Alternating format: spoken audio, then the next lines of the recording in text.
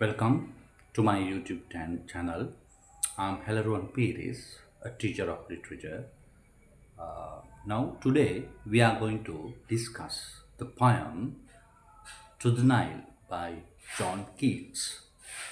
So, before start, if you have not subscribed, please subscribe my channel and watch more videos on the literature lessons. Okay, we'll start.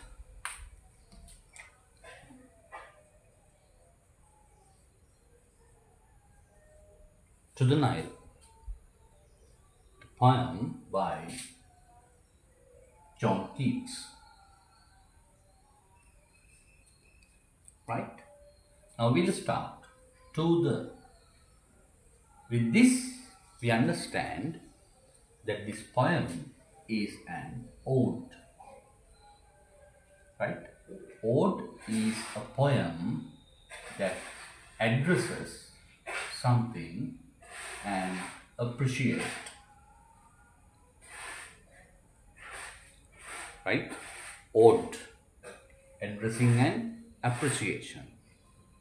That's an ode, right? To the evening star, addressing the evening star and appreciates the evening star. So here, addressing the Nile and appreciating the Nile. Right.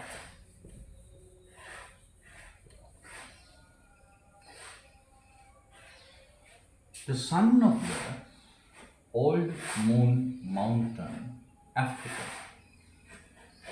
First, the poet calls the river Nile as sun. Why sun? Sun. So if the river Nile is the sun, the parents are the mountains.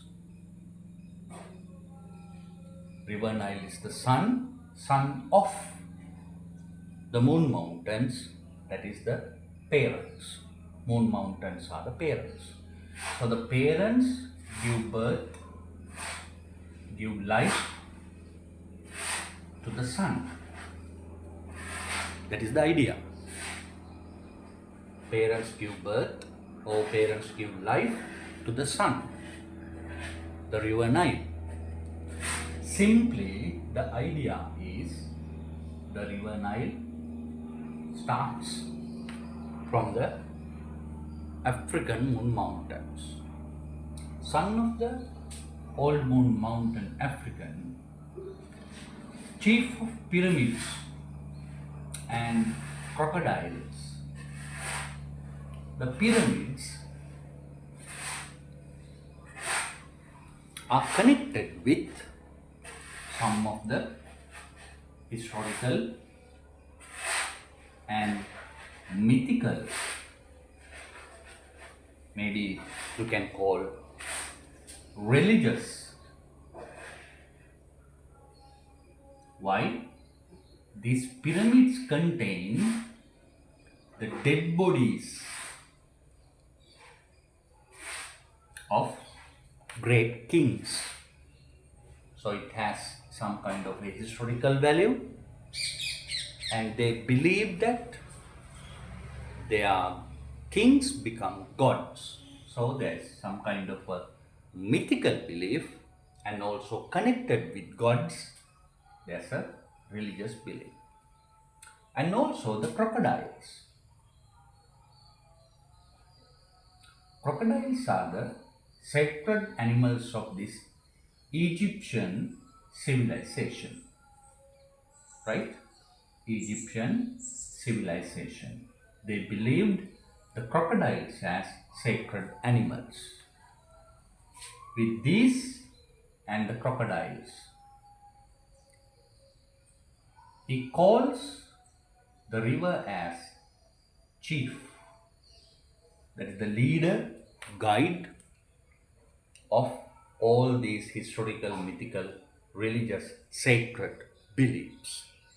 So River Nile is the leader. He is the base of all these. Of this great civilization, River Nile is the base. So chief of pyramids and crocodiles. We call the fruitful. So, by looking at, we see the river Nile, some kind of a beauty here, and also some values.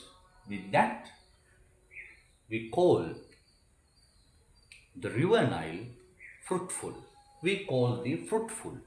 And that very while, at the same moment, when we come to the conclusion that you are fruitful, and that very moment, a desert fills our seeing's inward span. As far as our eyes can see, there's a desert. So desert is a barren land. It's not fertile. So here there's the desert, and here you have the river Nile.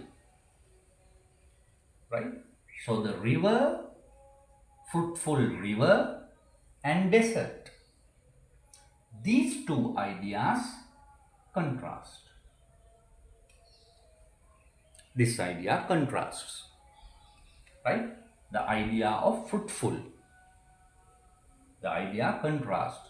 Fruitful river, desert. Nurse of sweat nation since the world began. Next, the poet calls the river as the nurse. So nurse is a person who looks after or takes care of this sweat nation, this Egyptian civilization, sweat nation. So it is river Nile that looked after this great civilization. It's the river Nile that nourished the great civilization, Egyptian civilization. Nurse of sweat nation, since the world began, art thou so fruitful? Now there is a question. Because of this barren land, the poet gets a question. Are you really fruitful? Earlier, the poet thought, and we got the idea, the river Nile is fruitful. But now, there's a question whether river Nile is really fruitful. Art thou so fruitful, or dost thou beguile such men to honor thee? Or dost thou beguile? Did you force? Did you threat? Did you take this respect by force? Showing your qualities, these historical, religious, mythical beliefs? Did you take that respect by force?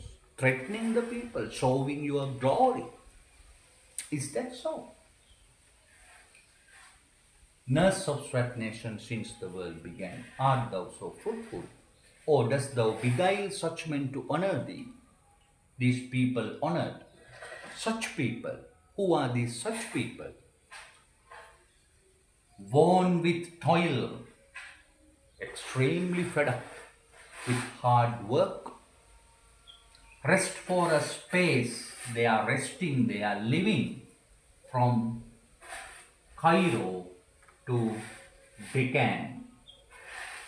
Deccan is a plateau that starts the river Nile, and Cairo is the place where the river ends. So from the beginning to the end, these people lived. So did you threat, did you force these people to respect you? Oh, now the second part of the sonnet, sestet. Oh, may dark fancies err. These dark people err. Have they gone wrong? Or is that their mistake? The mistake of the dark people. They surely do. Yes, it's the mistake. The river Nile provides the water. It's up to the people to make it a fertile land. So Poet comes to a conclusion, yes, definitely, these dark fancies may err. Then, poet describes the river Nile as an ordinary river that tastes the pleasant sunrise, and how the river Nile provides water beneath the green rushes like our rivers. That is special. Like our rivers, that means any river, any ordinary river. Just like any ordinary river, you provide water, you nourish the plants, and we can see the trees, fertile land on either side of the river. And green isles hast thou too. You have green islands. So the land is fertile and the river is fruitful, but the desert is totally because of the dark people's mistake. And to the sea just happily haste. So finally, fulfilling your job, your duty, you flows to the sea. That's the end. From the beginning to the end, it's an ordinary river. It has performed its duty very well, but people only paid respect. They venerated the river without making use of it. So that's where these dark fancies are. So now you understand the real meaning of the poem, right? So this is somewhat a complex poem for the students, but I think this is a very, very simple and clear explanation, right? So join with me, subscribe my channel, and you will understand the poems and the literary works very clearly. Thank you very much. Thank you very much for watching.